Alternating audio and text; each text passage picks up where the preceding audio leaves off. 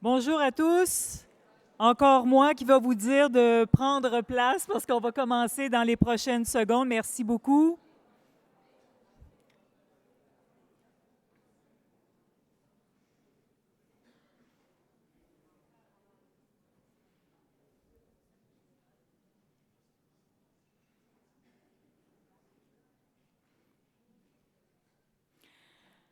Alors, bienvenue à cette première session du symposium Améliorer la qualité de vie dans les villes du patrimoine mondial. Pendant la pause, vous êtes plusieurs à être venus nous discuter avec nous suite au début de ce symposium.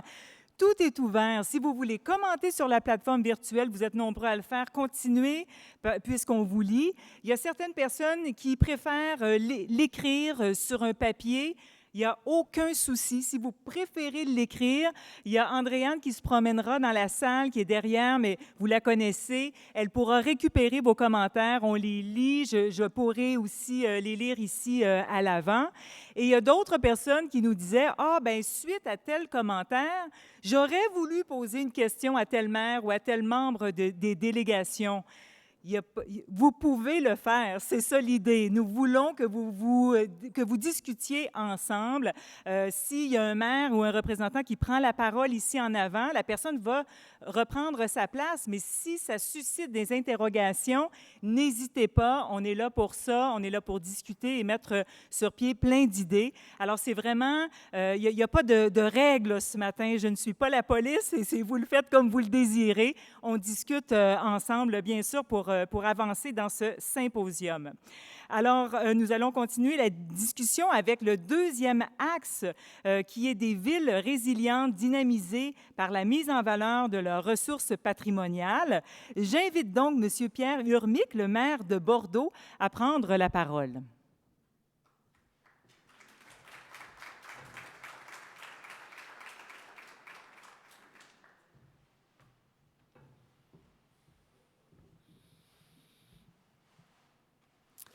Mes chers collègues, mes chers amis, de vous dire tout d'abord, je suis très heureux d'être parmi vous aujourd'hui pour ce symposium. Je tiens tout d'abord à remercier, bien sûr, Michael Dethize et toute son équipe pour le travail engagé. Et également notre collègue Bruno, maire de Québec aussi, pour la qualité et la chaleur de son accueil. Michael Dethize, par l'animation du réseau de nos villes et par le travail collaboratif mené, vous apportez une vision contemporaine de nos villes patrimoniales. Et je tiens à vous en remercier.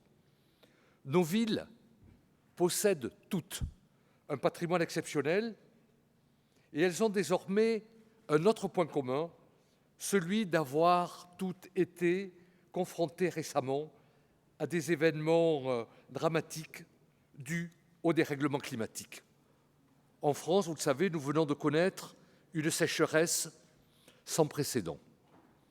Nous avons connu 3 vagues caniculaires et la première s'est déclenchée avant même le commencement de l'été. Tout près de Bordeaux, ce sont près de 30 000 hectares de forêt qui ont été dévastés cet été par des incendies à répétition, dont la propagation rapide est largement due à la sécheresse que nous avons affrontée. Il y a urgence pour nous à agir pour nos villes et surtout agir pour nos habitants et pour nos concitoyens. Le défi à relever est immense, le défi est vital. Notre organisation et surtout nos villes doivent relever ce défi, anticiper les conséquences des dérèglements climatiques, tout mettre en œuvre pour s'adapter et éviter qu'ils ne s'aggravent, c'est-à-dire à la fois réparer nos villes et en même temps les réinventer. Il nous faut travailler à rendre compatible le respect vigilant de notre patrimoine historique avec le respect tout aussi vigilant de nos obligations climatiques. Je partage donc pleinement l'ambition de notre organisation d'engager une réflexion collective et partagée qui s'appuie sur des expériences de terrain pour faire face aux crises climatiques. Il nous faut pour cela un nouveau projet urbain en capacité de conforter la résilience de nos villes patrimoniales. Et le patrimoine de nos villes peut précisément être une ressource exceptionnelle pour ce projet urbain. Le patrimoine est en effet porteur de solutions. Les réflexions menées autour de la frugalité nous conduisent aujourd'hui à ne plus seulement considérer le patrimoine selon des valeurs esthétiques ou historiques, mais le considérer comme une ressource, comme un bien commun, résilient lui aussi. Dans nos villes patrimoniales, une grande partie du patrimoine témoigne encore de la façon de faire avec l'environnement naturel, avec la géographie physique et humaine. Nos villes ont toutes été reconnues pour la valeur universelle et exceptionnelle de leur patrimoine. Quel que soit ce patrimoine, monuments, parcs, jardins, ensembles urbains bâtis ou non bâtis, il fait la singularité de nos villes, il nous distingue, il nous oblige. Il témoigne de la relation des habitants à la géographie et raconte l'histoire. C'est à la fois une chance et une grande responsabilité d'avoir à le mettre en valeur, à le faire vivre, à l'adapter et à le préserver pour les générations futures. L'inscription sur la liste du patrimoine mondial ne nous donne pas de recettes. Elle nous engage et nous oblige à trouver des solutions de gestion adaptées aux particularités de chaque ville, de chaque site. Ces solutions ne font, par principe, aucun obstacle à la modernité. Il ne doit pas y avoir d'opposition entre patrimoine et modernité. Le projet urbain des villes patrimoniales s'appuie donc logiquement sur la génétique d'un site inscrit afin de poursuivre la construction de la ville. Si de nouvelles infrastructures, de nouveaux espaces publics, de nouvelles constructions sont nécessaires pour compléter l'offre à laquelle la ville existante ne répond pas ou ne répond plus, ils doivent être plus performants que les architectures traditionnelles. Ils doivent adopter les principes d'architecture frugale afin de limiter l'empreinte carbone, les émissions et les consommations énergétiques. Ces architectures doivent pouvoir être recyclées et répondre aux enjeux de diminution de leur consommation énergétique tout en produisant leur propre énergie. De nouvelles compétences adaptées à ces nouveaux enjeux se développent. C'est sûrement plus difficile d'atteindre les mêmes performances avec les architectures anciennes. Mais ce n'est pas une raison pour considérer que ces dernières n'ont pas d'efficience ni de résilience. Il s'agit déjà de reconnaître que notre patrimoine est porteur de solutions pour répondre au dérèglement climatique. À Bordeaux, j'ai décrété, en arrivant, zéro artificialisation des sols, persuadé que la conservation de notre patrimoine végétal est un outil essentiel pour mener le combat contre le dérèglement climatique. Je veux aussi trouver, dès que possible, dans les meilleurs délais, des espaces à désimperméabiliser. Je veux renaturer la ville, ses espaces publics, comme ses façades. C'est une des ambitions du plan local d'urbanisme et du plan de sauvegarde et de mise en valeur qui traduit les objectifs d'un projet que nous avons appelé Bordeaux Grandeur Nature. Notre défi commun consiste à placer nos villes sur la bonne trajectoire, celle de la réponse à apporter aux enjeux écologiques et climatiques. La crise sanitaire a mis en lumière les faiblesses de notre modèle de développement et le manque de résilience de nos sociétés, de nos villes. Les crises sont toujours des accélérateurs de transition. Nous avons décrété, dès notre arrivée, l'urgence climatique. Et je me plais souvent à dire, et je suis heureux de partager avec vous ce propos aujourd'hui, l'écologie plus tard, c'est l'écologie trop tard. Il nous revient d'inventer la ville post-carbone, c'est-à-dire une ville plus sobre, une ville économe de ses richesses naturelles comme patrimoniales. Cet impératif revêt une double dimension. D'abord, réparer la ville, c'est-à-dire l'adapter au dérèglement climatique, et ensuite, inventer la ville de demain en limitant nos émissions de gaz à effet de serre jusqu'à atteindre la nécessaire neutralité carbone. Nos villes résistent mal aux canicules, devenues si récurrentes. La ville patrimoniale est souvent celle des îlots de chaleur urbains. Il nous faut donc impérativement végétaliser nos centres-villes. Nous pouvons composer avec les architectures historiques et l'apport de quelques feuillus pour tempérer les chaleurs excessives auxquelles nous sommes de plus en plus confrontés, créer des espaces urbains plus accueillants. Serions-nous prêts à sacrifier l'harmonie de nos toitures anciennes pour permettre à tous les propriétaires de produire leur propre énergie propre? Comment répondre à cette demande qui me semble légitime? Nous sommes tous ici confrontés à des questions de ce type. Développons ensemble les manières d'y répondre. Je voudrais aller plus loin en évoquant le point de vue de la frugalité. Certes, nos villes doivent se développer, ne serait-ce que pour répondre aux besoins démographiques, mais de nouvelles constructions, de nouveaux équipements et espaces publics sont nécessaires. Nous exigeons désormais à Bordeaux des constructions nouvelles le respect d'un label, le label du bâtiment frugal bordelais.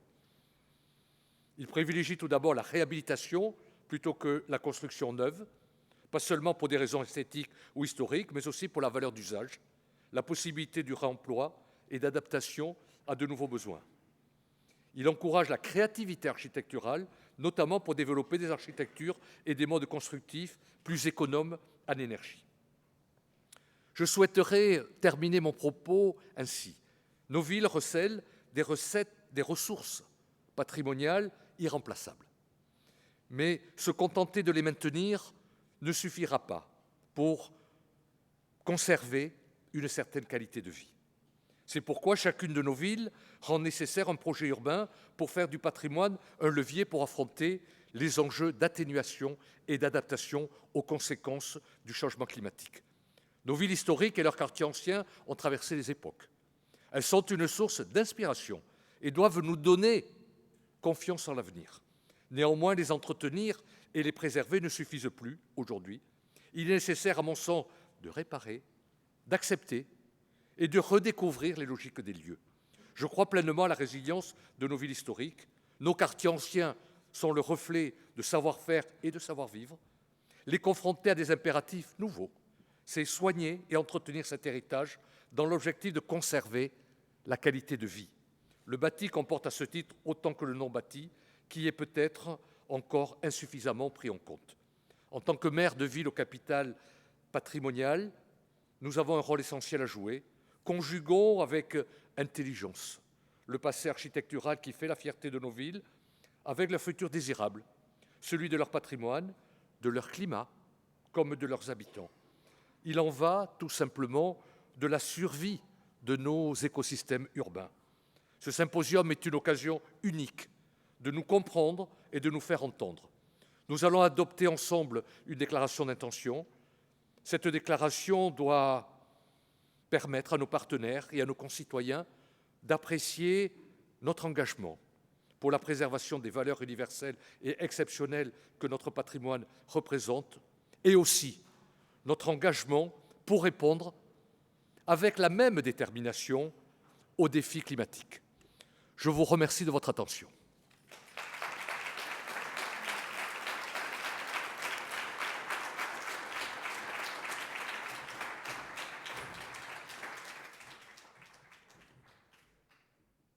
Merci, M. Urmic.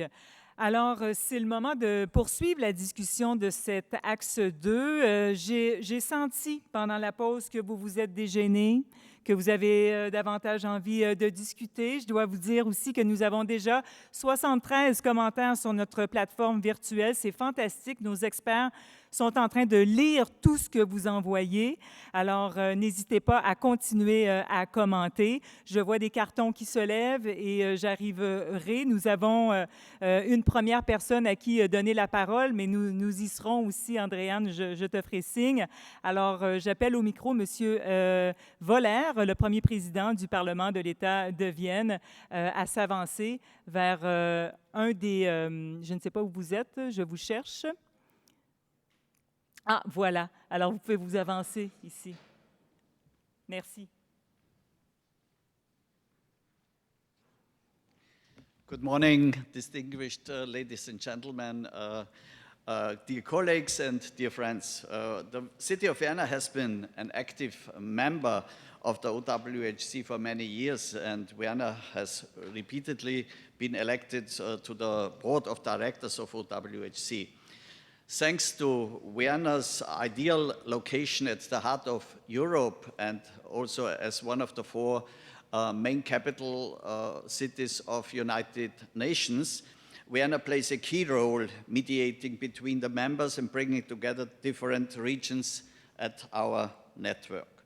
In February 2019, more than 50 representatives of nearly 25 UNESCO World Heritage Cities followed the invitation by the mayor of Vienna, my dear friend Michael Ludwig, to attend a conference of OWHC at the Vienna City Hall.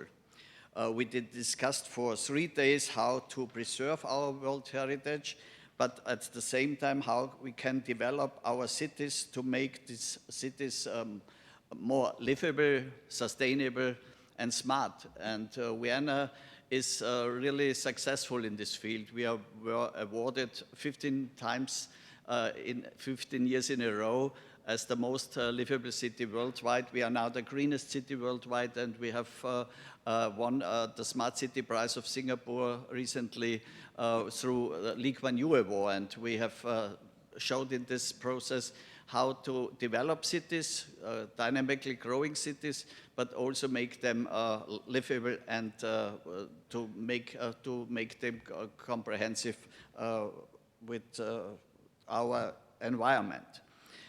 We have discussed this topic for many days, and on February 2019, this Vienna Declaration on the Preservation, Development and Management of World Heritage in Dynamic Cities was signed in the Vienna City Hall, and it can be seen as a supportive instrument for the challenges World Heritage cities are facing.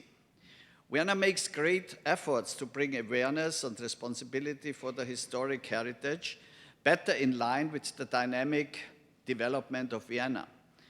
And Vienna is a city of 2 million inhabitants, dynamically growing, but we have 3 World Heritage sites in our city. We have the Castle and Gardens of Schönbrunn, we have the Historic Center of Vienna, and this is a huge area. The core zone consists of 2,600 buildings in the center of Vienna, and we have also now a 3rd World Heritage in our city with the frontiers of the Roman Empire along the Danube River. So the city developed and adopted recently a management plan for the World Heritage Site Historic Center of Vienna.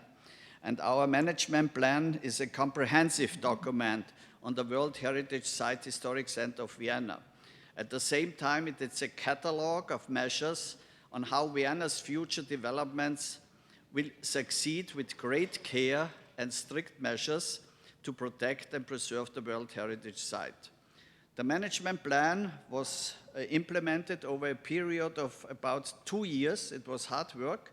Different dialogues formats were used for the exchange of information, reflection, discussion, and consultation. And we established and maintained a positive discourse with all key stakeholders, such as UNESCO, ICOMOS, the State Party of Austria, and national and international experts. At the same time as the management plan was adopted by the city parliament, World Heritage was anchored in the legal planning tools of the city of Vienna in late autumn 2021. The Vienna Declaration, and it's a comprehensive book, I have it here, but I have not so many copies for all of you, but you can give us your cards and we will send it to you, and we send you the link. You also can find it in internet. The Vienna Declaration, the inclusion of World Heritage Protection and Building Code of the City of Vienna, and the management plan for the Historic Center of Vienna, they are all visible signs of our increasing responsibility and respect for the rich heritage of our city, of our world, and its preservation and protection will have top priority in the future for Vienna. We are willing to share our rich experience with World Heritage cities all over the world and are at your disposal for any further questions. Thank you for your interest and thank you for your attention.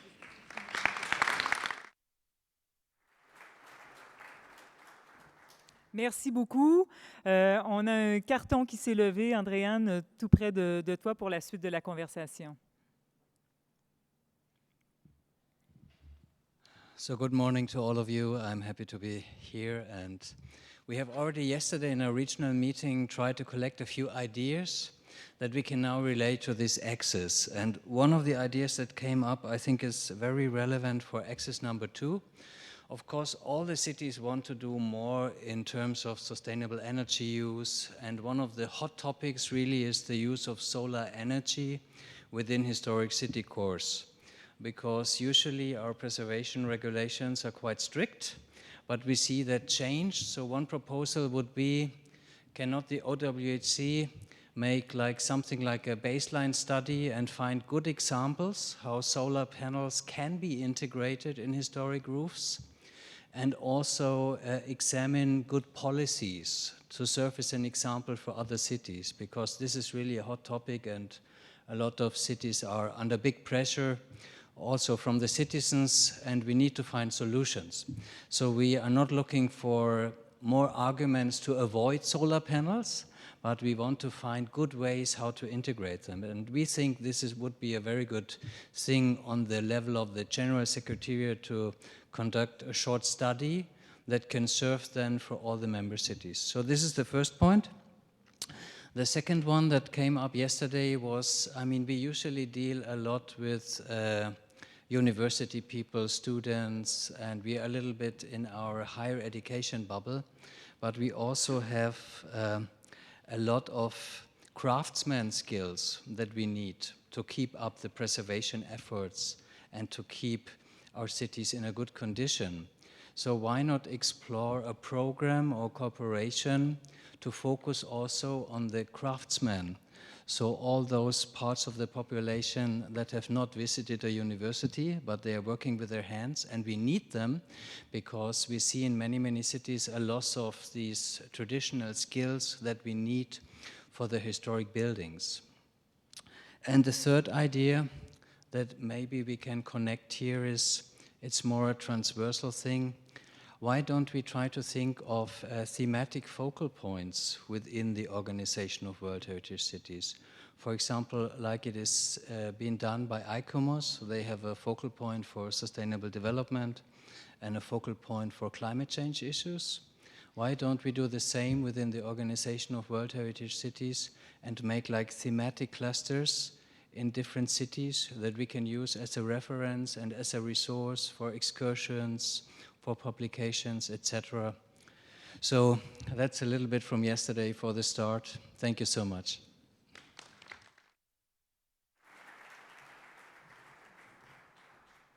Merci, thank you. Est-ce qu'il y a d'autres personnes qui voudraient commenter?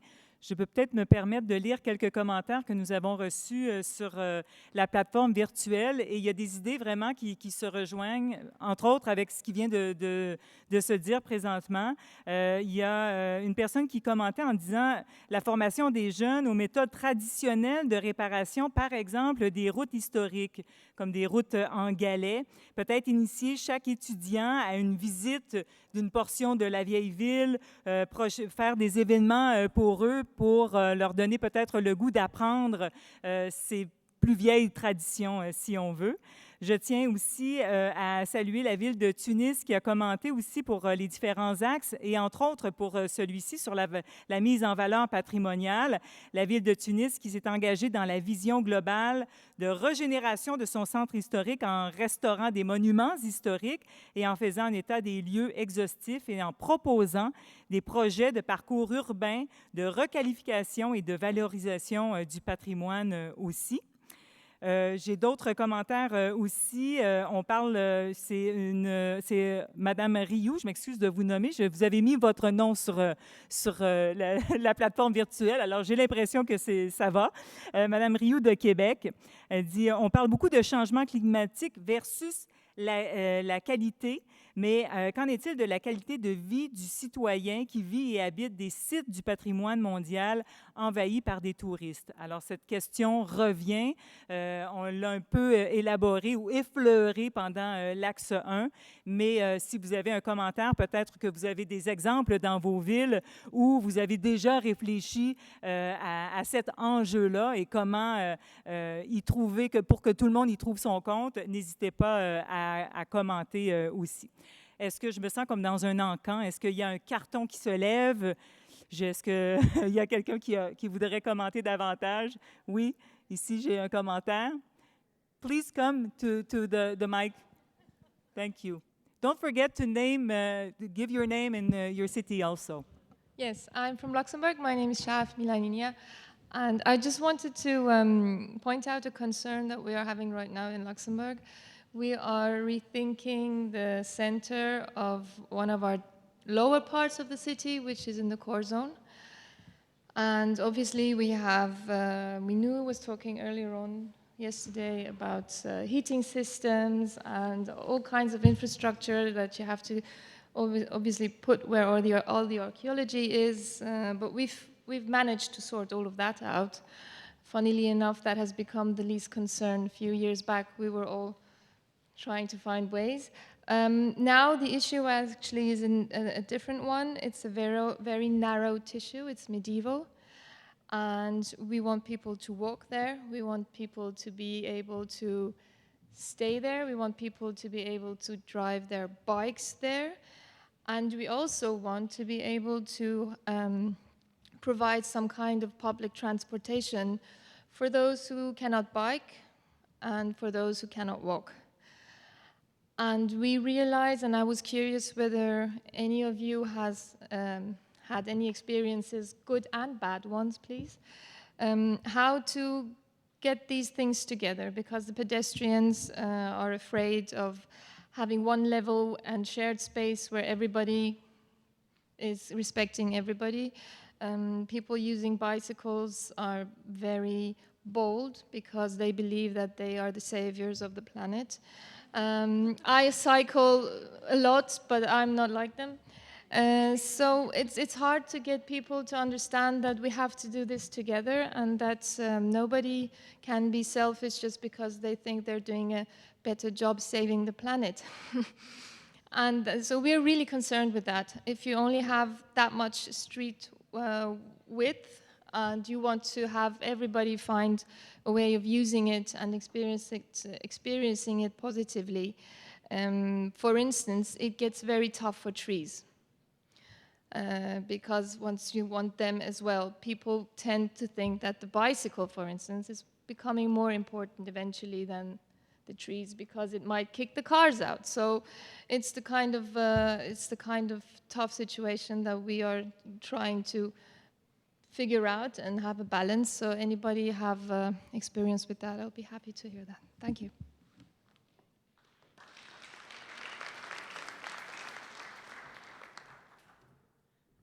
Luxembourg, you didn't have another question also about the energy?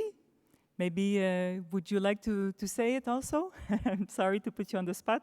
It's a very short one. I was wondering whether any of you had experience with micro-eolians in the historic center. We've been approached for new buildings, using them really as a design elements, because many architects don't like solar panels. They think they're hideous.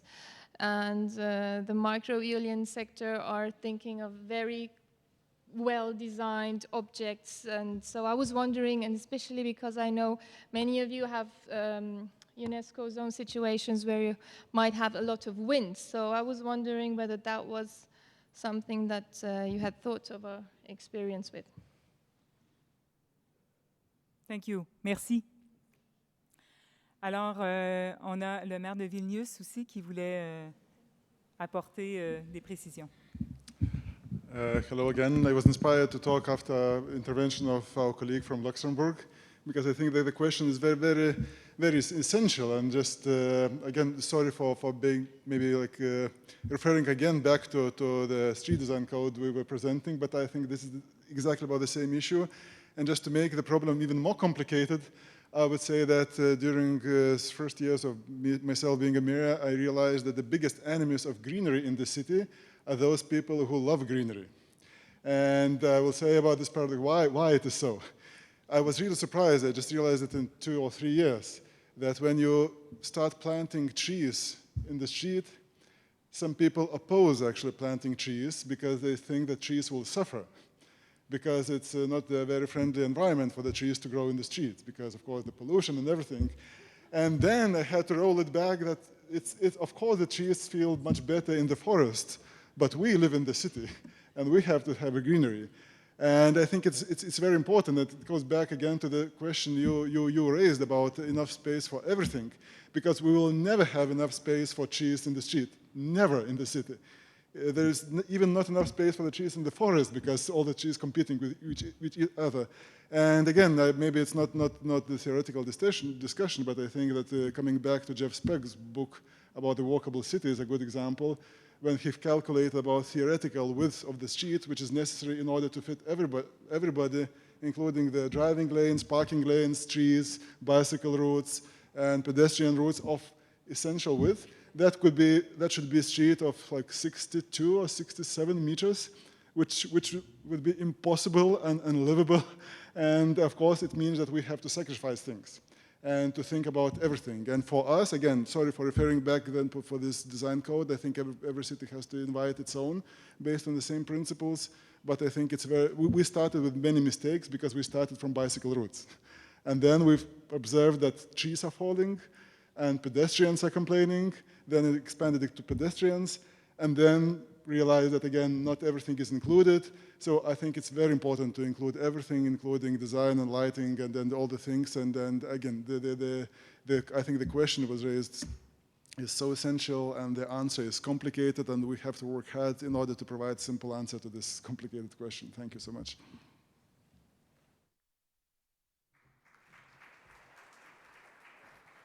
Thank you, merci. On a la ville de Rhodes aussi qui veut prendre la parole. Ah, vous êtes déjà là. Allez-y. Hello, my name is Despina Hatzidiakos. I am from Rhodes, Greece. I would like to answer or comment on what you said. In the old city of Rhodes, there are no cars allowed during the day, and we don't have bicycles at all, but we have very difficult cobblestones. So as of last year, the municipality of Rhodes has introduced electric carts. They look like golf carts. And these are free of charge for the residents of the island, of the old city, and for the tourists. So they can use those to come and go, maybe their groceries, or if they have a hard time walking. It's been an excellent procedure. People are very happy about it. Of course, it's just in the beginning, and we hopefully will be introducing more. So we found that this helped a lot, and people were very happy about it, as it's very hot as well. Another thing I would like to ask is we have a difficult problem fixing up our old city, because in the summer there are so many tourists, so workers cannot work. In the winter, because of due to climate change, it rains all the time, so nothing can be done then. And then we have the problem with the archaeological department that are very strict. So Rhodes has a difficult time maintaining its old city. So if anyone has any ideas, suggestions, that would be great. Thank you.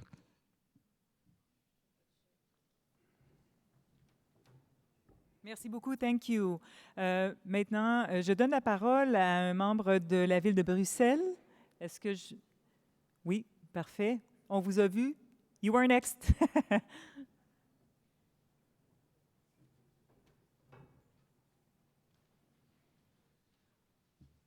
Hello. I was going to try to answer your question when it came to sharing public space. We have a big pedestrian zone in Brussels, and there is now a big debate going on. Should we forbid bicycles and also steps? I don't know if you have that in your cities, but in Brussels we have a big problem with steps, and they go very fast and people are afraid of them.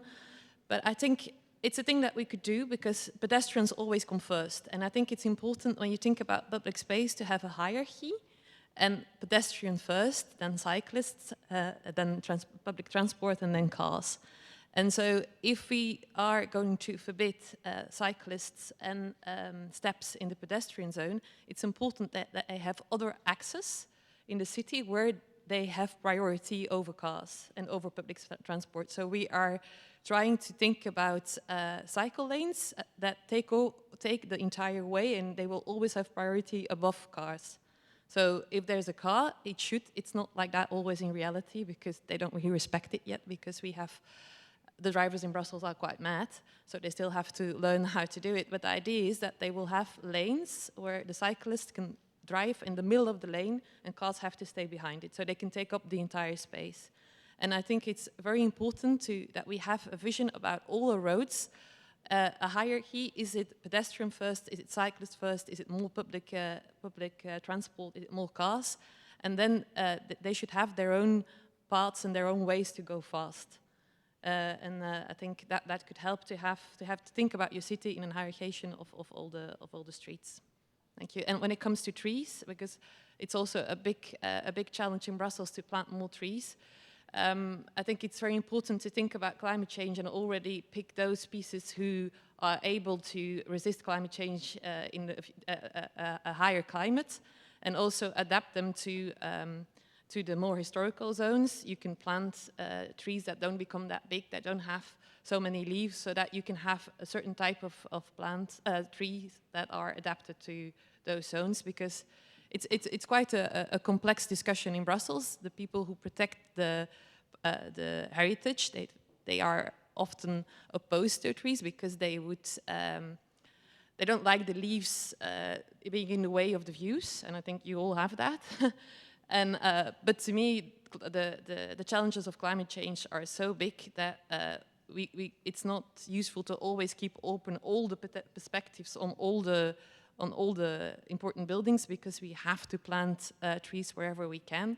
But that is still a big debate in Brussels, and that not everybody agrees. So, thank you. Thank you for the ideas, pour les bonnes idées. Nous poursuivons avec la ville de Marrakech. Vous pouvez... Yes.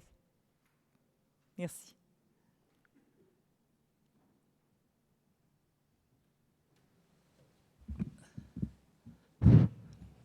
Merci. Dans un premier temps, je voudrais remercier la ville de Québec pour la qualité de l'organisation, ainsi que Madame l'animatrice pour la qualité de ses interventions, pour sa sympathie. Je vous remercie beaucoup.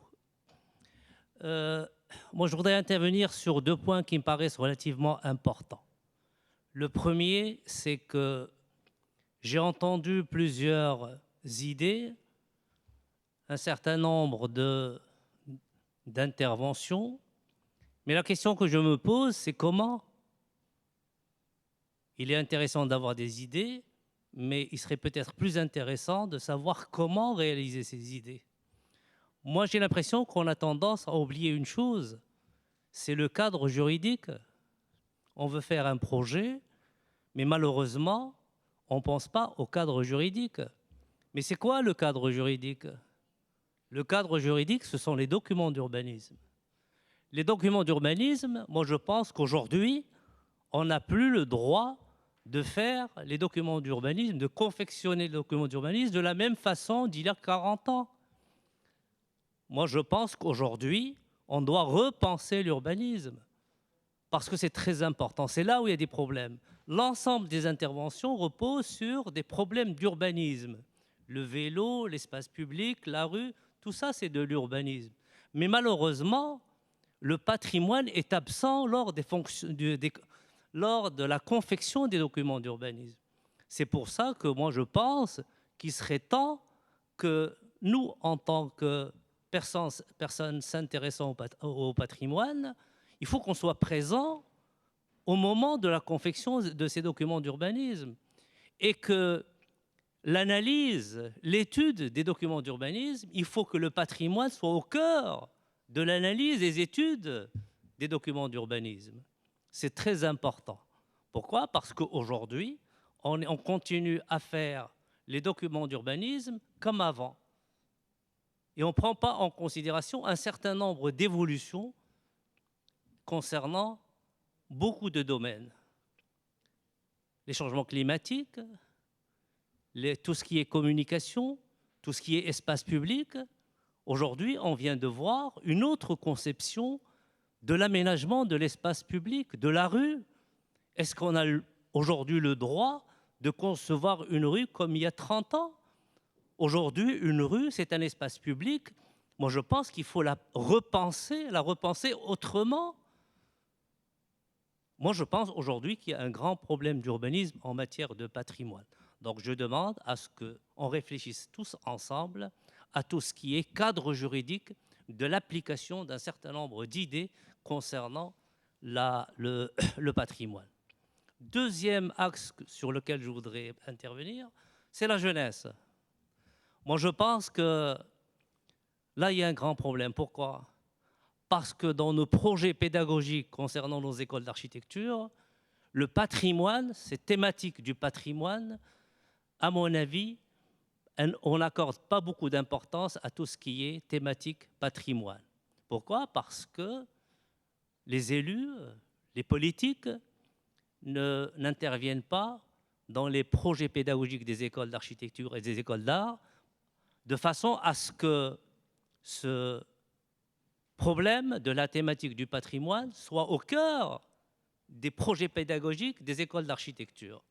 Moi, je pense que je voudrais accorder énormément d'importance pour que les étudiants, lorsque je dis jeunesse, je dis étudiants des écoles d'architecture, des écoles d'art, il faut qu'ils soient présents comme avant avec nous pour que ce drapeau du patrimoine soit défendu et appris au niveau des écoles et au niveau de la jeunesse. Merci.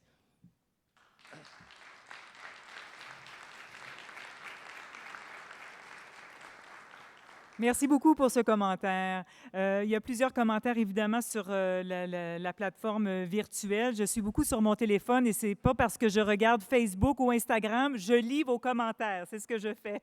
Alors, je voulais saluer Mme O'Donnell de Our World Heritage qui parle, parce qu'on a discuté des arbres dans certaines portions de la ville. Elle dit renforcer la discussion sur les arbres en tant que besoin urbain.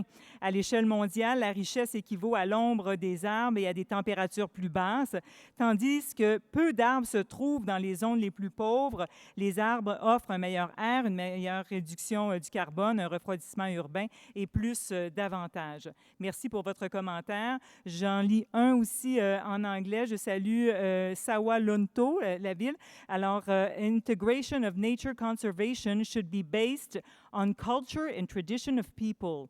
This might be a good lesson learned to share among the members here today. Alors voilà, je vais prendre un dernier commentaire avant de passer au troisième axe ce matin. Et pardonnez-moi, c'est la ville de Aranjuez.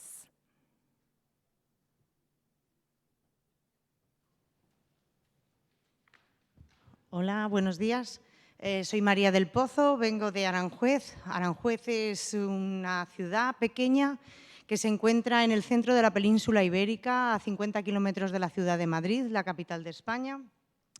Y nosotros somos una ciudad histórica, pero en realidad nuestra declaración como patrimonio mundial es como paisaje cultural. Con lo cual, ustedes podrán tener noción ahora de la importancia que tiene nuestro patrimonio natural dentro de la imagen de patrimonio que ofrece nuestra ciudad. En este sentido, quería poner de manifiesto una situación que sufrimos en Aranjuez, tanto en el año 21 como en el año 22, y que tiene mucho que ver con el cambio climático. La situación que sufrimos en el año 21 tiene que ver con una tormenta de nieve nunca conocida en la península ibérica, o por lo menos yo no la he conocido después de unos cuantos años de vida, que trajo unas temperaturas insólitas para nosotros. Es decir, sufrimos temperaturas de menos 17 grados, algo que nunca ha pasado en estas latitudes y que provocó unos daños tremendos en todo el patrimonio natural y arquitectónico de la ciudad. Como paisaje cultural, nosotros somos una ciudad real, somos una villa real, que contamos con unos jardines históricos de más de 500 años de existencia. Y les comento así un poco para que se hagan idea, más de 4.000 ejemplares de árboles fueron dañados por esta tormenta, por estas temperaturas para nada normales en nuestra ciudad, y que dio lugar a que los ciudadanos, que tan acostumbrados estaban a relacionarse con su entorno natural, con los jardines, con nuestros sotos y huertos históricos, tuvieran que dejar de disfrutar de ellos por más de 4 meses, puesto que el peligro que suponía transitar por esas zonas era enorme por el daño que aquella tormenta causó a todo nuestro patrimonio natural. Además, estos nieve y hielos persistentes con esas temperaturas provocaron grandes daños en edificios históricos. Algunos de ellos, las cubiertas se dañaron y la restauración que se tuvo que llevar a cabo y que en algunos casos todavía se está llevando a cabo fue enorme, porque hubo que reforzar todas las estructuras de los edificios que se vieron tremendamente dañados, puesto que eran edificios antiguos, incluso con cubiertas con estructuras de madera, que se han perdido como consecuencia de esta tormenta insólita, como digo, y que trajo daños enormes, como pueden observar, tanto en el patrimonio natural como en el patrimonio arquitectónico, y por tanto un cambio notable de la relación que los ciudadanos habitualmente tenían con su patrimonio y que dejaron de poder disfrutarlo como habitualmente lo estaban haciendo. Todo esto, además, unido al hecho de que estábamos en pleno periodo de pandemia, con lo cual, digamos, eso venía a agravar la situación. Por contra, les voy a comentar ahora un caso también referente al cambio climático que hemos sufrido este verano. Este verano hemos tenido unas temperaturas también extremadamente altas en las latitudes en las que se encuentra Aranjuez, y además estamos sufriendo una sequía tremenda que ya dura casi 5 meses sin llover. Esto está provocando en toda España y también en Aranjuez ha provocado muchos incendios. En concreto, en Aranjuez hay una reserva natural en la que hay una especie de mariposas endémica de nuestra zona que sufrió un incendio terrible y que afectó también a un humedal que, si bien es un lago artificial que fue creado por Felipe II en el siglo XVI para alimentar las fuentes de los jardines de Aranjuez, actualmente es un humedal en el que hacen parada aves migratorias que en otoño paran desde su viaje desde el norte de Europa hacia África. Y ahora mismo se ha visto desolado por un incendio como consecuencia de esta sequía que estamos sufriendo y que seguimos sufriendo en Aranjuez, por este incendio que les comento que hemos sufrido.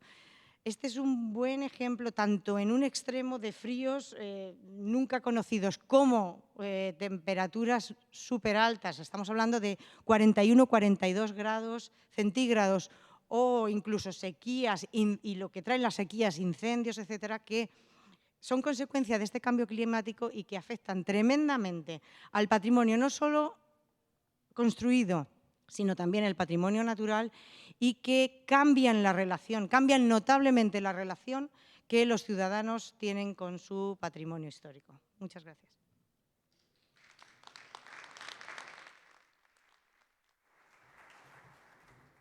Merci, muchas gracias. Alors, c'est une discussion riche autour de ce deuxième axe stratégique, je vous le rappelle, des villes résilientes dynamisées par la mise en valeur de leurs ressources patrimoniales. Mais nous en avons un troisième axe stratégique, une bonne gouvernance qui porte une approche systémique de la ville. Et pour nous en parler davantage, j'invite le maire de Córdoba, Señor José María Bellido Roche.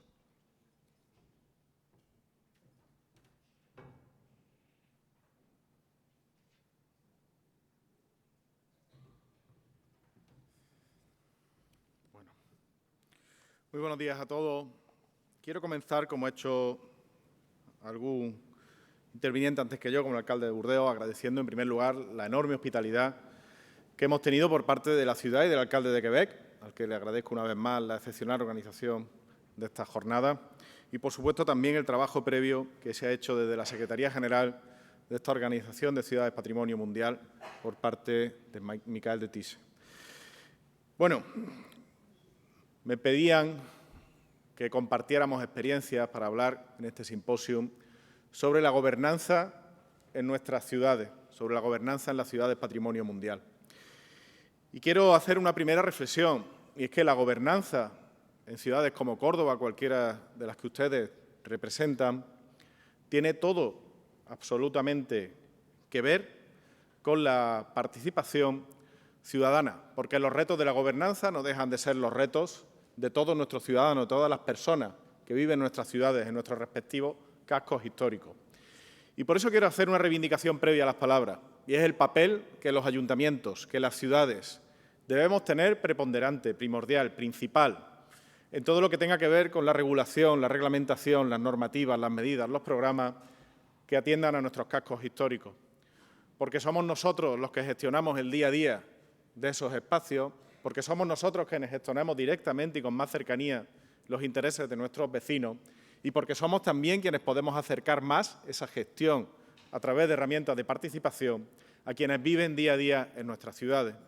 No podemos admitir, desde organizaciones como la Organización de Ciudades Patrimonio Mundial, medidas impuestas o de expertos ajenos que no vivan ese día a día en nuestras ciudades. Pero también tengo clara una cuestión, y es que la gobernanza en ciudades patrimonio, como decía antes, pasa por la participación ciudadana. Y hay que determinar cómo concebir esa participación, cómo acercar la gestión a los ciudadanos. Y nosotros en Córdoba, simplemente voy a comentar algunas de las experiencias que hemos tenido en los últimos tiempos. En primer lugar, hemos decidido que era necesario contar con una representación al máximo nivel de gobierno para poder coordinar todas las políticas que se ven reflejadas en los cascos históricos. Por eso decidimos crear una concejalía específica, transversal, de nuestra zona histórica. Una concejal que está aquí, que es María Luisa Gómez Calero, quien tiene la responsabilidad de todo lo concerniente al casco histórico. Pero evidentemente no somos tan soberbios, y quiero aplicar a nosotros mismos las palabras que pedía antes, para pensar que desde un gobierno local, desde cualquier gobierno local o desde un ayuntamiento, tenemos todas las soluciones. Y por eso, a pesar de tener una concejalía, creemos profundamente en la participación ciudadana. Córdoba es una ciudad de un tamaño medio, 330.000 habitantes, organizada en distritos. Y un distrito importante es el distrito que ocupa todo el centro de nuestra ciudad, centro histórico y también zona de un centro más moderno, más comercial. Y hemos creado, desde esa concejalía de casco histórico, una mesa para el casco histórico, donde están representados todos aquellos agentes sociales, económicos e institucionales que tienen algo que ver o algo que decir o algo que protagonizar en el casco histórico de nuestra ciudad. Desde la Universidad de Córdoba hasta el movimiento ciudadano, las asociaciones de vecinos, desde asociaciones empresariales hasta asociaciones artesanales, desde el Cabildo Catedral, por cierto, catedral que también es patrimonio de la humanidad, hasta asociaciones ecologistas que quieren opinar sobre algunos de los retos que ahora a continuación me referiré, que ya han salido a lo largo de esta sesión. Esa es una labor primordial, la del diálogo.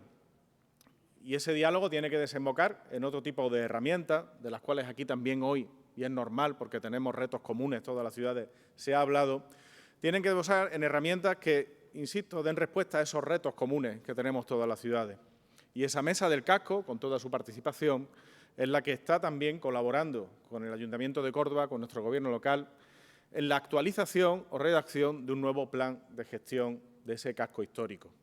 En Córdoba ya teníamos desde hace más de 20 años un plan especial de protección del conjunto histórico de Córdoba, que es una norma fundamentalmente urbanística, que delimita cuáles son los usos urbanísticos del suelo, de las calles, de los edificios, de toda esa zona de nuestra ciudad. Por cierto, una zona muy extensa, un casco muy extenso, el de la ciudad de Córdoba, pero hemos querido dar un paso más y hemos querido no solo afrontar esa normativa urbanística, sino afrontar esos retos que hoy han salido y que en algunos casos tienen soluciones complejas, difíciles, porque son retos que entre sí interactúan y que en algunas cosas pueden llegar a ser contradictorios. ¿Qué queremos desarrollar en ese plan de gestión con toda la participación ciudadana, con toda la sabiduría que nos aportan todas esas personas que participan y esas instituciones que participan en la mesa del casco? Pues queremos afrontar muchos de los retos que aquí ya han salido a lo largo de la mañana. Tenemos que saber que estamos en un momento en que la crisis energética es una realidad, al menos en Europa, y que muchos de nuestros vecinos, los que viven en el casco, como ya se ha dicho hoy aquí, tienen dificultades, cuando no imposibilidad, para poder contar a través de placas solares con una energía verde, limpia, sostenible y también abaratar su factura diaria de la luz. Tenemos que saber que hay una crisis derivada también del cambio climático, que en el caso de España y en el caso particular de Córdoba, ya que estamos en el sur de España, supone que, por ejemplo, durante este último verano hayamos tenido más de 20 días seguidos con temperaturas máximas superando los 40 grados. Ese reto no se puede quedar atrás de lo que supone también para unos cascos históricos que, por las limitaciones urbanísticas que todos sabemos que debemos, no diría soportar, pero sí tenemos que tener para poder conservar los cascos históricos como históricamente eran, pues suponen también un reto añadido en esas zonas. Tenemos otros retos, como el de las zonas verdes. Ciertamente en algunos cascos, como el de Córdoba, que tiene una parte que es un barrio judío, la judería, con calles estrechísimas, es dificilísimo encontrar posibilidades de incorporar nuevas zonas verdes que contribuyan también a la descarbonización de nuestras ciudades, a una ciudad también más limpia, más amable, más verde y más sostenible. Y, por supuesto, no olvidarnos de que los cascos deben ser para todos, cascos vivos para nuestros vecinos, cascos vivos para el turismo, pero cascos vivos para todos. Y ese para todos quiero hacer una referencia especial a aquellas personas a las que la vida no ha tratado en igualdad de condiciones a muchos de nosotros.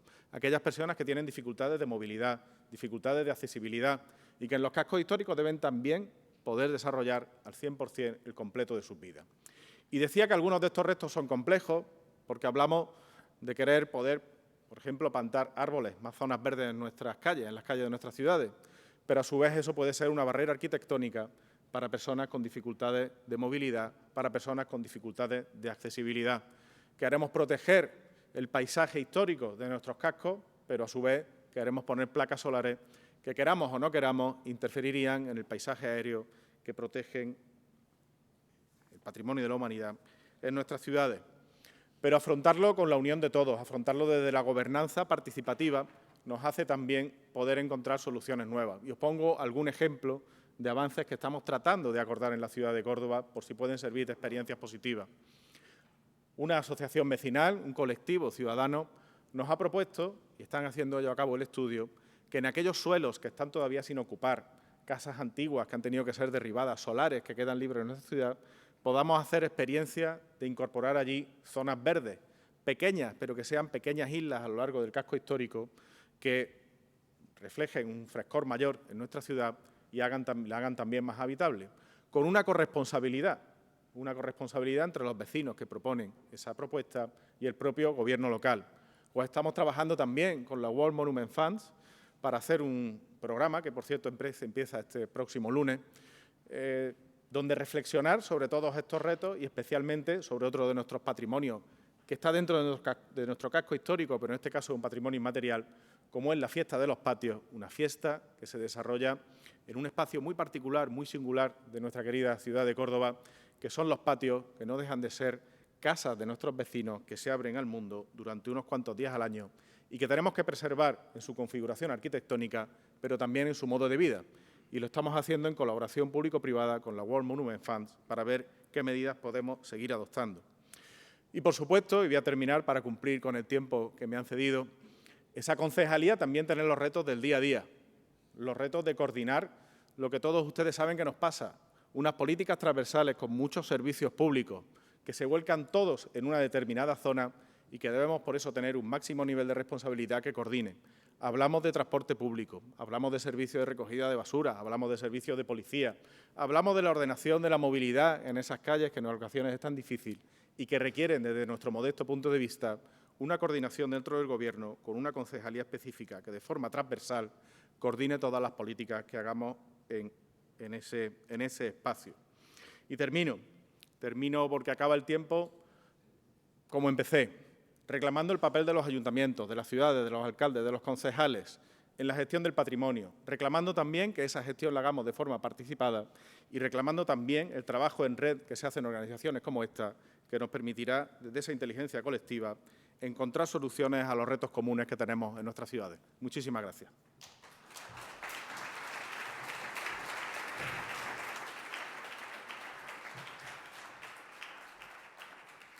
Merci beaucoup, gracias. Je tiens à vous dire merci de participer autant sur notre plateforme virtuelle. Il y a beaucoup de contenu très, très riche. L'équipe est très heureuse. Continuez à le faire. On est en train de regarder tout ça. Il y a vraiment beaucoup, beaucoup de contenu qui, je vous le rappelle, n'est pas perdu. Ce n'est que le début pour le travail qui reste à faire. Alors, pour poursuivre la discussion dans ce troisième axe, qui est une bonne gouvernance qui porte une approche systémique de la ville, j'invite M. Alfonso Jesus Martínez Alcázar, maire de Morelia, à prendre la parole.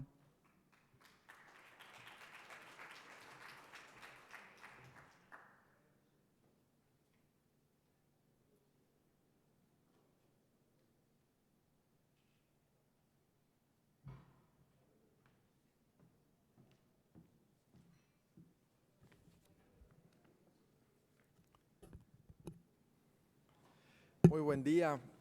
Muchas gracias nuevamente al alcalde de esta hermosa ciudad, Bruno Marchand. Gracias por esta recepción, este lugar maravilloso. Hemos aprendido mucho, hemos disfrutado mucho de Quebec, su limpieza, la ecología y por supuesto su gente. Muchas gracias. Y bueno, pues yo quiero platicar de una idea que ha surgido en la región que tengo el honor de representar como Morelia, de un distintivo que queremos lanzar para el poder dárselo a los ejemplos de restauración.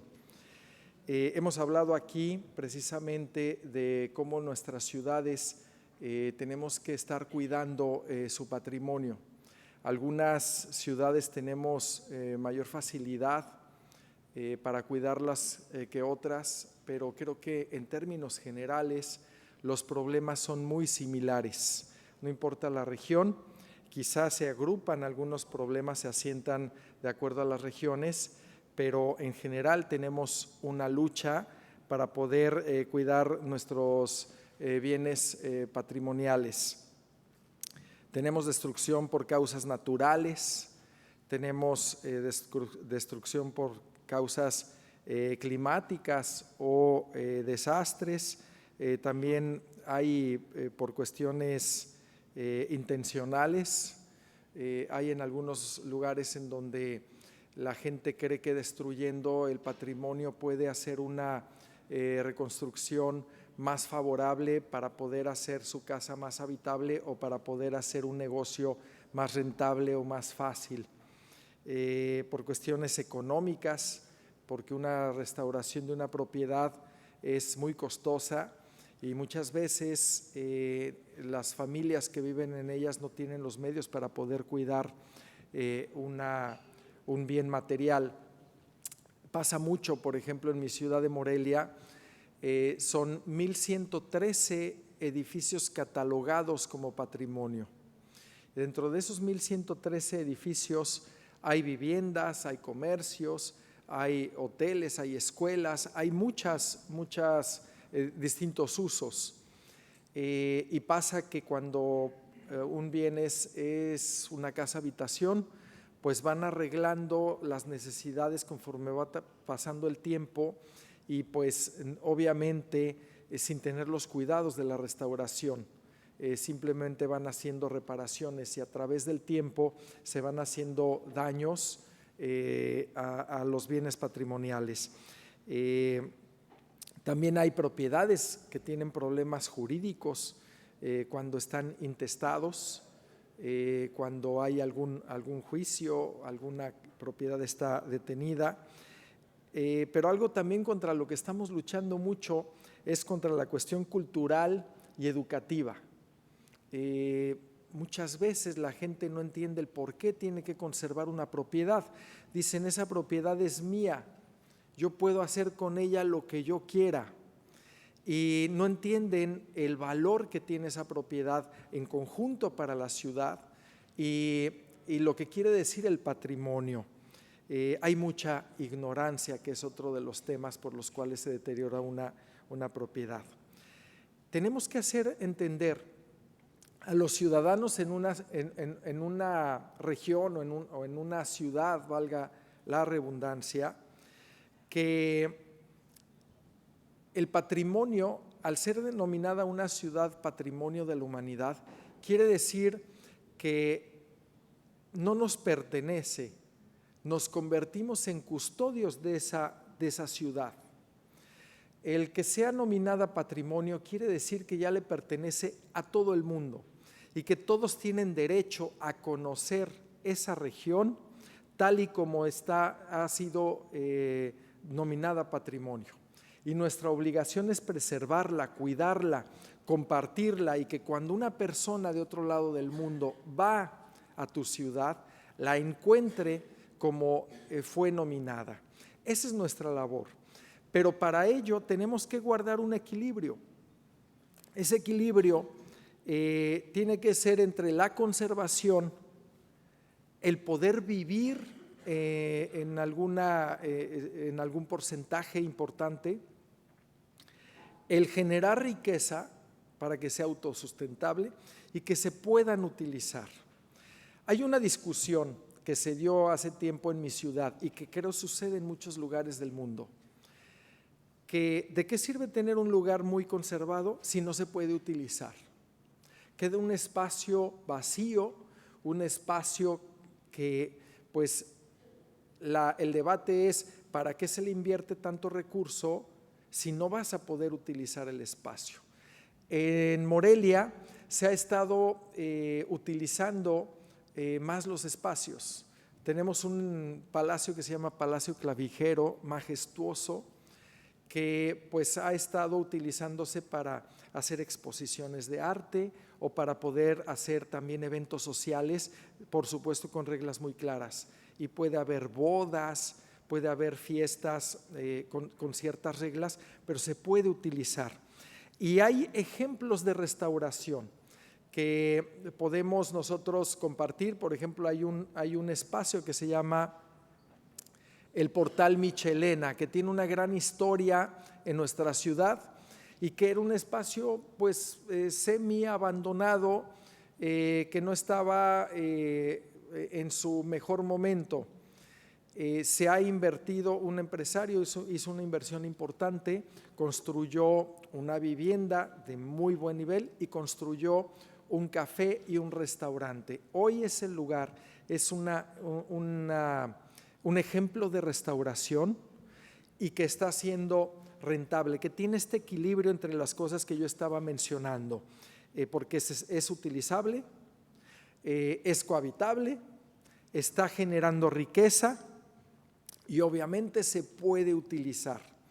Por eso nosotros estamos proponiendo el que pueda haber un distintivo para que podamos otorgar a esos espacios que tienen una restauración correcta o una restauración apropiada y pueda tener un distintivo para poder motivar la restauración, para que se recuperen los espacios en nuestros inmuebles y que esto pueda ir incluso agarrado de la educación, que podamos ir con los jóvenes a las universidades para poder también otorgar este distintivo no solamente a los espacios restaurados, sino a los profesionistas, especialistas en restauración, porque también tenemos que trabajar en la ética. Hay profesionistas que no les importa el patrimonio, simplemente les importa que pueda ser un lugar utilizable y derriban muros o derriban propiedades completas o también las dejan en el abandono para que poco a poco se pueda ir destruyendo sin que se note y llegue el momento en que ya puedan construir ahí algo diferente. Por eso estamos proponiendo este distintivo que está obviamente a discusión, está para poderse perfeccionar y que queremos compartir con todos esta idea para que pudiera ser algo que podamos impulsar entre todos. Esa sería mi participación. Solamente finalizar diciéndoles que Morelia es una ciudad maravillosa que nos encantaría recibirlos en algún momento por ahí. Es una ciudad con una gran historia, es la cuna de la independencia de México, con edificios maravillosos, una gran historia, gastronomía y personas de muy… somos muy buenos anfitriones. La gente de Morelia es gente buena, trabajadora, y también podemos mandar algunas personas a trabajar aquí a Quebec, al aeropuerto, para que vemos que hace falta un poco de mano de obra. En Morelia podemos ayudar con eso. Muchas gracias.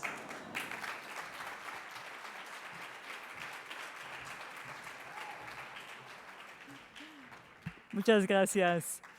Alors, c'est le temps de donner vos commentaires pour ce troisième axe stratégique, une bonne gouvernance qui porte une approche systémique de la ville. Si vous avez envie de prendre la parole, n'hésitez pas, vous levez votre carton ou votre main et vous pouvez faire un commentaire. J'en profite pour quand même saluer les membres de la ville de Jeonju qui ont commenté sur notre plateforme virtuelle. L'utilisation des ressources existantes est certainement importante. Cependant, les villes du patrimoine mondial doivent accorder peut-être plus d'attention aux nouvelles technologies et aux systèmes intelligents pour répondre aux changements climatiques et aux besoins des citoyens. Il peut être un outil alternatif pour conserver le patrimoine sans l'endommager ni provoquer de conflits de valeurs. Alors, peut-être que ça pourrait susciter des discussions de votre côté. Est-ce que, je m'excuse, je vois mal dans la salle, mais est-ce qu'il y a un commentaire? Andréane, peut-être que non? Parfait. Est-ce que c'est parce que vous commencez à avoir faim? Est-ce que c'est ça? Ou est-ce que parce que vous avez trop dansé hier soir? Est-ce que c'est ça? J'ai su qu'il y a eu quand même des danses. Je suis très déçue d'avoir manqué cette merveilleuse soirée. Mais bon.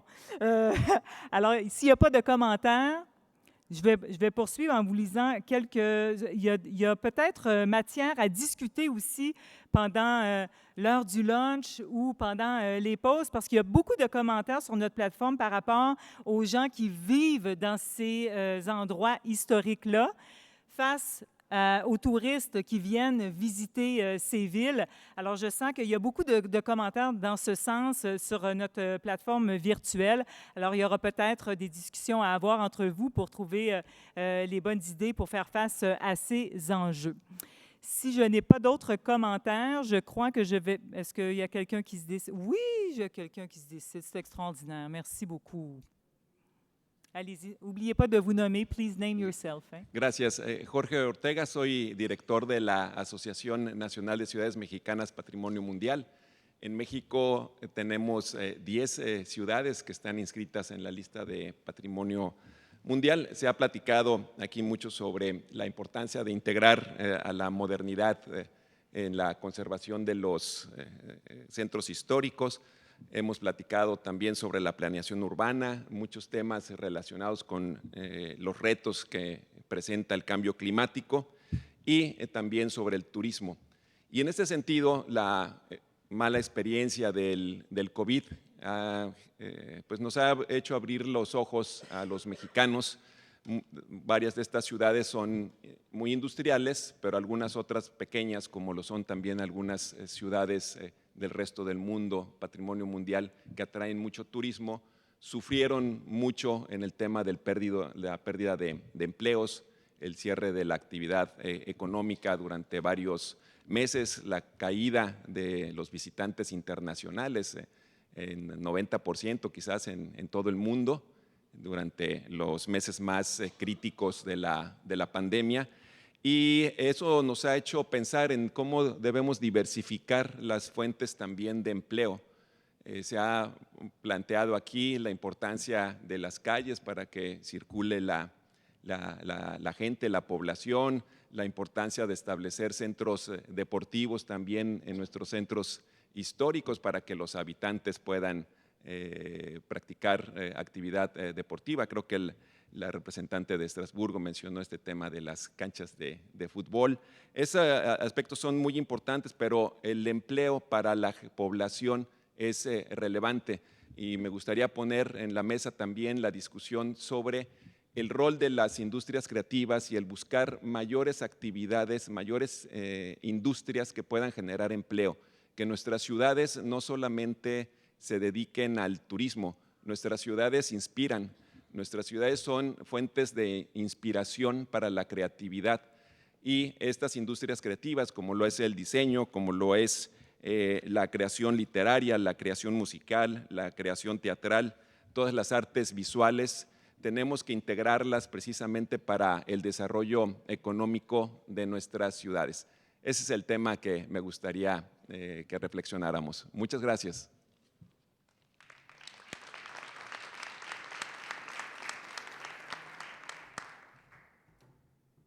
Merci beaucoup, gracias. S'il n'y a pas d'autres commentaires, ah oui, ben allez-y, avec plaisir.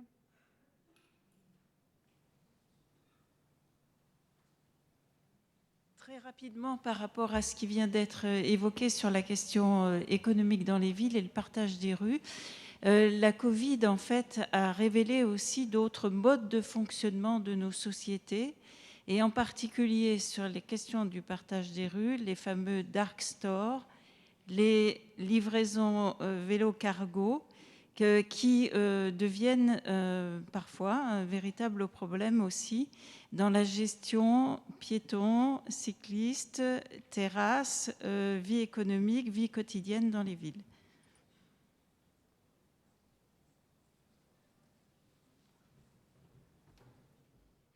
Très bon point, merci. Alors, il est temps pour moi de laisser la parole au secrétaire général pour faire peut-être un petit compte-rendu de cette riche matinée. Alors, voici M. Michael Dethize.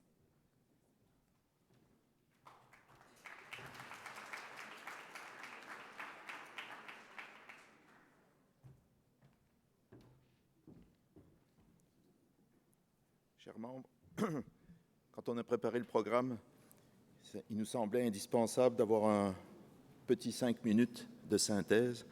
Ça me semble à ce moment-ci très présomptueux de vouloir faire une synthèse. Et en plus, je me rends compte que j'ai dû vieillir récemment parce que je me sens un peu ému de sentir cette effervescence et cette appropriation en quelque sorte de ce congrès, de ce symposium.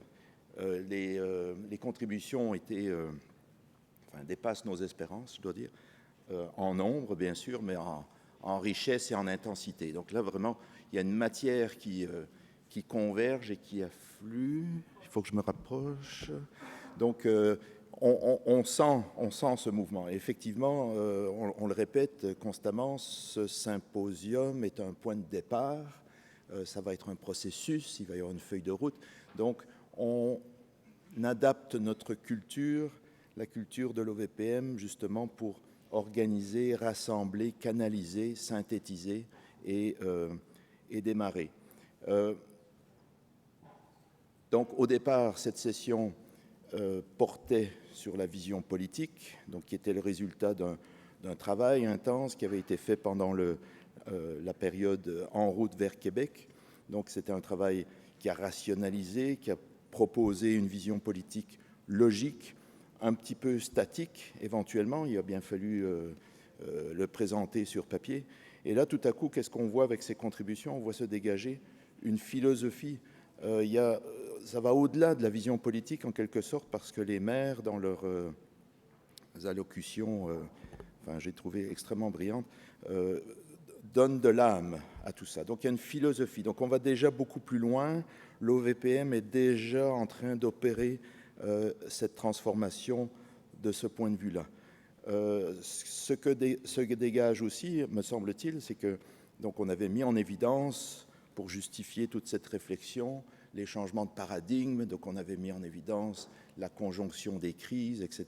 Mais donc ce qui est affirmé encore plus fort que ce qu'on a osé faire pendant la préparation, c'est que la crise climatique est vraiment le moteur qui, quelque part, accélère les autres crises. Donc, il y a un consensus très large sur cette question-là. La crise est un accélérateur de transition et donc le changement climatique est un moteur. Et qu'est-ce qu'on voit aussi pour alimenter cette philosophie?